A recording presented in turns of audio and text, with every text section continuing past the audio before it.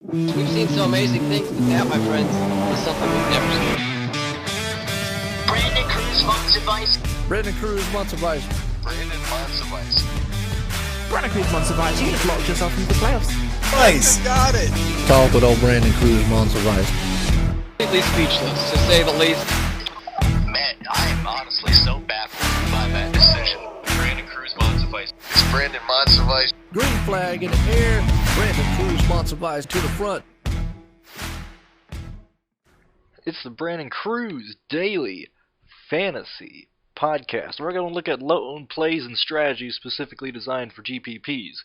This is a show for people who are already informed on daily fantasy sports and how these contests operate. If you have any questions related to NFL or NASCAR that you are embarrassed to ask your usual DFS provider, or if you can't find it anywhere else, give me a tweet at BrandonCruzDFS. Most importantly, take everything you hear with a grain of salt and use your best judgment when making entries. Additionally, if you have a gambling addiction, that's not my problem. Ladies and gentlemen, let's get right into it for the Southern 500. I am loving how this race is shaking up, and yes, I'm able to get this video out early. It's not fucking Sunday at 3 a.m. because I worked tonight and they qualified and everything, so I was able to actually make this. So, ladies and gentlemen, let's get into it. I'm going to focus on this, how this video is going to go. I'm going to look at the stats related to this race, looking at the past four races, looking at like driver ratings, top fives, things of that nature. Some of the stuff we went over on the Booze Cruise with Anzo.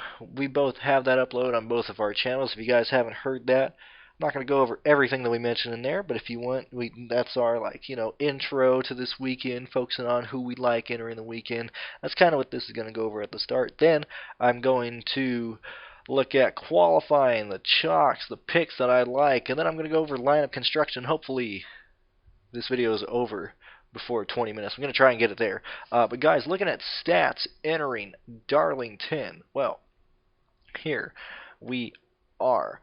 Look at now these stats are based on career starts. I'm going to go over the last four races after this, but based on career starts, the best average finish among active drivers, minimum of 3 starts. Denny Hamlin at 6.2, Kyle Larson at 7.6, Keselowski at 11.3.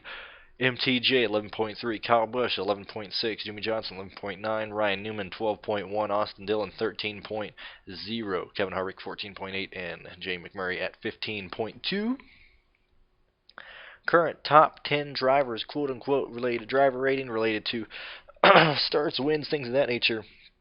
You got Kyle Busch, 14 races, 1 win, 3 top 5s, 9 top 10s. Consistency, that's what you're looking for here. Now, granted, what was it, 2006, 2007, 2005, when they rearranged the schedule and took Darlington's second race away? What is that? It's been over at least 11 years now. Anyway, so we've only raced here pretty much once in the last 10 years. We used to come here twice, but people stopped showing up, and how this racetrack is still here, it just surprises me. This track was almost going to be in the same category as North Wilkesboro and, oh my god, I just went fucking blank on it. The Nazareth Speedway. I was trying to think of that one too. Texas World Speedway, things of that nature. So be happy this track is still here. Anyway, back to that. Logano, 10 starts, 3 top 10s, 5 top 5s. Hamlin, 13 races, 2 wins, 7 top 5s, 11 top 10s. MTJ, 13 races, 1 win, 2 top 5s, 6 top 10s. Harvick, 22 starts, 1 win, 7 top 5s, 11 top 10s. Keselowski, 10 races, 1 win, 3 5s, and 5 top 10s. Chase Elliott, 4 starts, 0 wins, 1 top 5, 2 top 10s. Kurt Busch, 22 races, 0 wins, 3 top 5s, and 8 top 10s. Those are the guys based on, history, their rating here, their blah, blah, blah, that type of stuff. I already went over average finishes. Let me go over the last 4 races here. That's what I'm really going to focus on. I don't really want to look at the early Gen 6 races here. I don't want to look at, certainly not the Gen 5 or the COT races. Not focusing on that. We're kind of limited on data. This track, it it doesn't really race like anywhere else. I guess you could compare Charlotte, because you have the 600 to this one. These are both long races. Charlotte's a tighter track compared to other ones, but you just really can't. This is its own animal because of that. Looking at the past 4 races, that's the last 4 years. Here, I feel that that's close enough to the package we have now to look at it. I think a lot of the stuff will still transfer, but this is just history. Just things I wanted to bring up to you. So Keselowski, last 4 races. These are all the last 4 races. Unless someone's only started 2 or something, I'll let you know. But Keselowski, 1 win, 2 top 5s, 3 top 10s. Harvick, 3 top 5s, 4 top 10s. Truex, 1 win, 1 top 5, 3 top 10s. Larson, 2 top 5s, 3 top 10s. Logano, 3 top 5s, 3 top 10s. Kyle Busch, 1 top 5, 3 top 10s. Hamlin, 1 win, 3 top 5s, 4 top 10s. Kurt Busch, 1 top 5, 3 top 10s. Those are the only ones with 3 top 10s here. You got Eric Jones, 2 starts, 1 top 5, 2 top 10s, so he at least likes here. His average finish is 6.5 in those 2 races, and his average start is 8.5. Those are the only guys who have over 2 top 10s here. Chase Elliott, 1 top 5, 2 top 10s. And that's pretty much it. Those are the guys that I would look at. Now, when I was going through, who sounded consistent to you? Well, Denny Hamlin, for sure. Joey Logano, for sure. Harvick, for sure. And Harvick, actually, I'm going to bring this up because I love Harvick this weekend. I love Harvick. Now, 2015, started 3rd, finished 5th. Darlington, in 2016, started on the pole, finished 2nd. 2017, started on the pole, finished 9th. These 3 races, he has led laps. 2015, 44 laps led. 2016, 214 laps led. 2017, 22 laps led. Now, last year, he started 22nd, he finished 4th. The reason I'm bringing that up is because today, the number 4 starts 11th. I am crazy about Harvick this weekend, mainly on price, but he has speed. But I really like Harvick. Just wanted to bring that out there. Just wanted to point that out. Who else was consistent here? Like I said, Hamlin's consistent. Logano's consistent. Looking at some of the back markers here based on the last 4 races, probably DiBenedetto actually has some history that I kind of give a shit about, I guess. Let me look. Matt DiBenedetto. No, actually, it's pretty shitty. 38, 27, 26, 25 last 4 races here. Looking at Alex Bowman, 23rd, 24th. Other people, I'm just not too wild. William Byron is interesting. I'll get to him and Suarez because I want to show you their history here because I am high on these 2 as well.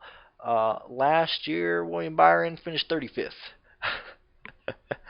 That's going to be really good for us, actually. I'm not too worried about that. Daniel Suarez, 38th, 29th. This is a tough track for a lot of rookies. It'll chew you up and spit you out.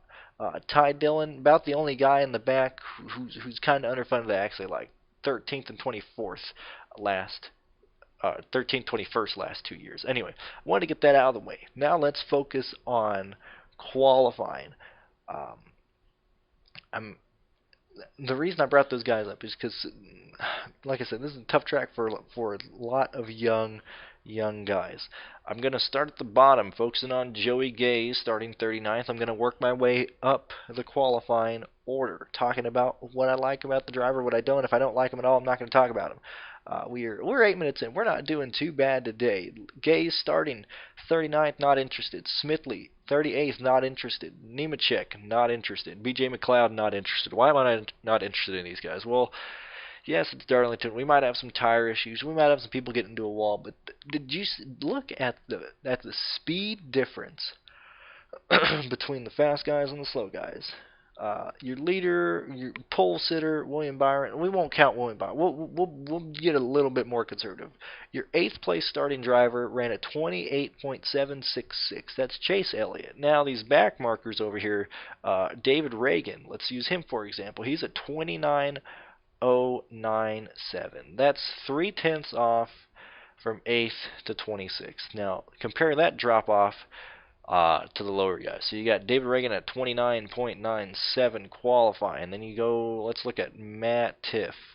29.272. Now that's a 2/10 difference there between 32nd and 26th, on top of a 3/10 difference between that and the pole sitter. These guys in the back are running about, 8/10 off in fucking Q trim. Not interested in these guys. Where were we? Reed Sorensen, not interested. Kyle Busch, I don't give a shit whether they change the motor, change the transmission or not. He's going to be scored from 33rd. Car sounded kind of sick when he got out of the throttle on the TV. Obviously, I'm not there. I'm sure they're going to do something. They said on Twitter it was running fine after they got it to idle. Either way, whether they bring that same engine out, that same car out, same transmission out or not, he's still scored from the 33rd position. You kind of have to use Kyle Busch here. I'm not worried about that motor at all. They got all day to worry about changing that or making changes to it or find out what's wrong with it. I'm not concerned about it at all. Matt Tiff, not interested. Chastain, not interested. I like Eric Almirola. He's running a backup car. Everyone's freaking out on Twitter because he had fucking smoke coming out of the car on qualifying. That's the first time. I believe that's the first time that backup car has been on the track. Pretty sure something was just low. Something was rubbing. It's probably the left front tire rubbing against the wheel well, just because that thing looked really low. It's either that or the left rear tire rubbing there. Either way, he's starting 30th. They're gonna figure that out. All you gotta do, you got all day. All you do is you bring that thing in the garage. It's most likely either tire smoke or something rubbing against each other, or just something in that regard. Just go under, look at it, find whatever's rubbing. They can do that. They got all day. I'm not real concerned about that. But I love Eric Almirola. I like Ty Dillon, Bubba Wallace. Man, I liked him going into the weekend, but I'd much rather go with Ty Dillon. Eric Almirola here in that situation. David Reagan, I love that paint scheme. That's a sexy looking paint scheme on a 38 car. Same with the 00 for Landon Castle, but not gonna really use them for fantasy. Ryan Newman, starting fucking Ryan Newman. He's gonna finish at least 18th. He's starting 24th. You kind of have to use him here if you can fit him in. Michael McDowell, 23rd, not interested. Truex, shit the bed in qualifying. Straight up not showing speed. I like him starting 22nd. It's Martin Truex Jr. A lot of these cars between 21st and probably 8th, a lot of these guys overqualified to how they normally do it. Let's look at Stenhouse starting 21st, not really interested. Ryan Preece starting 20th, not really interested. DiBenedetto 19th, interested. Hemrick, I'm usually high on Hemrick, but I'm high on Byron, so I gotta not go with Hemrick. And he's 18th. I don't think he's gonna finish that well. I like Hemrick starting about 22nd, but I'm not too big on him starting 18th. I like Paul Menard as a low and play. I don't think anyone's really going to use Menard at 17th. Menard hasn't been too shitty in practices here. I'm not too concerned about him. I like him as low and play. I'm only doing one lineup from here on out because the NFL season is here, so I'm not sure Paul Menard makes my team, but I do like him. Let me bring up him in practice. I just saw him. I wanted to talk about him right fast because I do actually really like him. Menard, ninth fastest overall speed, practice number 1. Look at 5-lap averages. Paul Menard he was fastest on 5-lap averages in the first practice. Moving on to practice number 2, Paul Menard, overall speed 11th fastest. I'm going to go ahead and try and skip to 10-lap average speeds. Let me see, where does he show up here? He's 17th fastest 10-lap averages. On 5-lap averages, Paul Menard is 16th fastest. Menard's showing some good speed this weekend. That is nothing to shake a stick at. I like Paul Menard. Don't know if I can fit him on pricing, but, I like Paul Menard. Not interested in Bowman. Not having good history here. I'd rather go with the other Hendrick guys. Eric Jones, solid history here. Don't think I'm going to be able to fit him into my lineups price-wise. Austin Dillon, not really interested. Boyer, not interested. Busher, not interested. Harvick, I'm all over Harvick. Let's focus on why I like Harvick. I liked him entering the week. I like him now. Let's talk about that. I got to bring this up right here. So, Kevin Harvick, yes, 16th fastest overall speed first practice. I understand that, not really sticking out to you too much, but he was 5th fastest on 5-lap averages. In practice number 2, in Dos Equis, overall speed 15th. Looking at lap averages, going straight over to 10-lap averages. He was 6th fastest 10-lap averages. 15-lap averages, 8th fastest out of a total of 23 cars who took a 15-lap run in final practice. That is good. 5th fastest on 20-lap speeds out of 18 guys who did a 20-lap run. And then 5-lap averages, 7th fastest. Harvick, he just didn't have a good run. The Chevys were dominant in qualifying. I love fucking Harvick, and he's 9,900. Come on, guys. This is gonna. I can't wait to talk about lineup construction. Let me get there. But I love Harvick. Blaney, I'd much rather go with Newman, or not Newman, or I'd rather go with Newman than some people, but not interested in Blaney. I'd much rather go with Menard. Hamlin, he's been in the last 5 optimal lineups. I don't think that's going to happen this time. He's too fucking expensive. Not going to win the race. Not going to do a whole lot. Not going to use you. I like Chase Elliott. Don't think I can fit you in there. Not interested in Logano. Jimmy, I don't know what I'm going to do with you. I think I'm going to go somewhere else. Otherwise, I might have some interest in Johnson. I mean, purely on a balls to the walls GPP lineup. Suarez, I gotta skip on you, buddy. I apologize. Kurt Busch, not interested in you. Now, Kyle Larson. I like Larson, but I think I'm going to be going in different directions from Larson. Why am I going to say that? Look at practice 1. Where was Larson on 5-lap averages? He was 12th fastest 5-lap averages. In practice number 2, him on 5-lap averages, he was fastest 5 laps, fastest 10 laps, fastest 15 laps, and fastest 20 laps. I understand that. But I think people are going to choose him to dominate. I'm entering one lineup. I'm pretty sure I'm going to fade Larson. Why am I going to fade Larson here?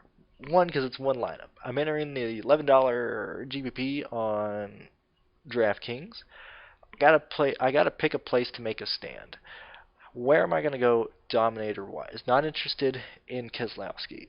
I'm going to use William Byron. Not as my quote-unquote dominator. As I said in the Booze Cruise, I believe that there will be 2 dominators. Hell, there might even be 3 by how this fucking qualifying went. The reason I'm going with William Byron. Yes, he's starting first. Yes, he has started first before. Yes, people are going to look at his history when he qualifies first and be like, where does he fucking finish? Yes, I understand that, but the difference between this week and previous weeks when Larson started on the front is because Larson will not show speed in practice. He will not show race speed in practice at all. Practice number 1, overall speed, 2nd fastest.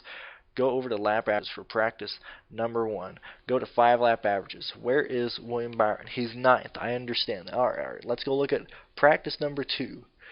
3rd fastest time overall. Look at lap average speed. Where is he? 5-lap averages. He's 5th fastest on the 5-lap runs. On the 10-lap runs, he's 11th fastest. On 15-lap runs, I don't know if he's on here. I don't know if he ran. No, he's 12th fastest 15-lap runs. On 20-lap runs, where's he at? 11th. Larson has been 1 on all those. I understand that, but I feel with this package, the way the race is going to play out, I think Byron can get out and at least lead. At least give me 60 laps, Byron. That's all I want. I think you have a top 10 car. I think you got a top 5 car if you guys play it right. You got Chad Canals. He can help you out, Byron. I like picking Byron as one of the dominators. And he's a cheap guy. He can help you. This is a price range. I am willing to take that risk on. I think he can lead laps. I think he can lead a lot of laps. Maybe not 100, maybe not win the race, but I like him. Now, with that, let's move on to lineup construction. Assume that you're going to be like me and use Byron in a lineup. Where are you going to go? Well, let's see. I like Byron. I like Harvick. Put those 2 guys together. That's $8,200 left to mess around with. Now, what else are you going to do? Well, you got, where's Kyle Busch at? Kyle Busch starting 33rd. You got to try and pick him. So you got Byron, Harvick, Bush together, 7,000 left on average. Not really fighting a whole lot of dominators here, but everyone's spread around on this qualifying. Where are you going to go after that? I think if you go to Menard, that's a good way to start. I understand probably some people won't pick Byron, they'll go with Larson. Some people won't pick Harvick, they'll go Larson, things of that nature. But I like how this lineup is just looking. I've dicked around with it. Might take Menard off, might take Bush, well, probably not Bush off. Might take Harvick off, might take Menard off. We'll see how it goes. But I like Menard as a cheap guy. I think he might have some ownership based on his price range. But a lot of people don't like playing Menard. That's what I was dicking around with. Let's assume you're like most people. That's not like me, and you're actually going to try and play with some type of intelligence. I'm going to put Kyle Busch into a lineup. I'm going to put Kyle Larson into a lineup. I assume that's going to be one of the most popular lineups, popular builds so far. So you got Kyle Busch, Kyle Larson. You got $27,500 remaining, $6,800 left on average. Where do you go from there? Let's see. I take you're gonna probably scroll down. You're probably gonna go Newman. No. You can't go Newman. You got 68. You gotta build that bankroll back up. You gotta do something. Probably Ty Dillon. I assume probably Ty Dillon at 63,000. At 6,300. So you got about $7,000 left. That puts you right on Menard, Stenhouse, Busher, Benedetto. Let's say you move up a little bit, take Eric Almirola, $7,800. Now you got $6,700 left on average. So you got Kyle Busch, Kyle Larson, Ty Dillon, Eric Almirola, $6,700 left on average. Where are you going to go after that? Well, you can go Ryan Preece. You got David Reagan. You could go down and pick one of the better, not better, but one of the more sponsored guys in the back. You know, B.J. McLeod or something, started 36th. I don't know a whole lot about that, but let's say you go Corey LaJoy, because people like Corey LaJoy for some reason. They pick him a lot. Then you got $8,000 left. So you got Johnson, DiBenedetto, Suarez, Busher, Dillon, things of this nature. I'm not really interested in that. What if you did this? I was dicking around with this a little bit after qualifying, after I saw Truex started 22nd. So let's say you fade Kyle Busch. I think you can get away with that, mainly because Truex is 22nd. Truex is showing speed, not dominant speed, but he's showing speed. You know, he's got a top 10 car. He's got that. Starting 22nd, he doesn't have to go through the field as much as Kyle Busch. Kyle Busch, it's gonna take him a while to get through the field. Not forever, but it won't be instant. So let's say you start making a lineup with Truex. You fade Kyle Busch. You're going to use Truex. Let's say you yet again go with Larson. So you got Truex and Larson together. You got $7,300 left on average. Let's say you're playing place differential. So that means you'd go down. You'd hit Eric Almirola again at $7,800. Then you got $71,000 left. Because of this, after dicking around, I think Menard's going to have some owners. I don't fucking know. People don't like Menard. Menard's consistent. I mean, he's a top 15 car every day, every week. But you got to try and be different. I don't know, I'm just kind of ranting at this rate. You can see where I'm going. There's multiple ways to look at it. If you go with Kyle Busch, he's probably going to be the most popular owned driver, but it's going to kill your potential lineup. I think if I was going to do multiple lineups, I'd probably have probably some exposure to Kyle Busch, just because if he does well, you know you can use that to make all your money back on all the dumbass lineups that you made that didn't cash. But if I was going to go with multiple lineups, I think I'd find a way to fade Kyle Busch, gain the advantage that you get from his place differential, and try and find it somewhere else, either by picking other dominators or playing guys that won't be low owned or that are going to be low owned. Chase Elliott is someone I would like if I was doing a lot of lineups. I like Chase Elliott. You know, as a pivot. Same with Boyer. Same with DiBenedetto. I like those guys as pivots. Not really sure you can really fit them into a lineup if you're using Kyle Busch, things of that nature. But that's the fun of this. You're making lineups, you're getting mad at yourself when you don't cash, things of that nature. We're at 23 minutes, guys. I got a lot of NFL stuff coming out next week. I'm not going to waste your time talking about it, but we got a lot coming out this weekend. I got a schedule for my uploads pinned right now on my Twitter. You can go check that out. I already have the video looking at draft people that I'm liking in later drafts for best ball, regular leagues, things of that nature. let's see what else. I'm going to be crying a lot tomorrow because I'm going to be seeing all the Tony Stewart Paints games, and I'm just going to want to fucking cry because those things are so beautiful. Love you, Stewart, man. Love you, love you, love you. But yeah, guys, thank you very much for watching. If you guys have any comments or anything, leave them down below. This is not a communist regime. If you have any negative comments, feel free to leave them. I'm not going to delete them. Not gonna yell at you. I might tell you to go fuck yourself, but I certainly won't delete them. You know, I hate when people delete negative comments. That doesn't do anything, man. You gotta take the criticism, leave it up there, let other people decide what they want to think of you. Thank you guys for listening. I will see you next time. Best of luck. Don't get married to your money, and thank you very much. Thank you.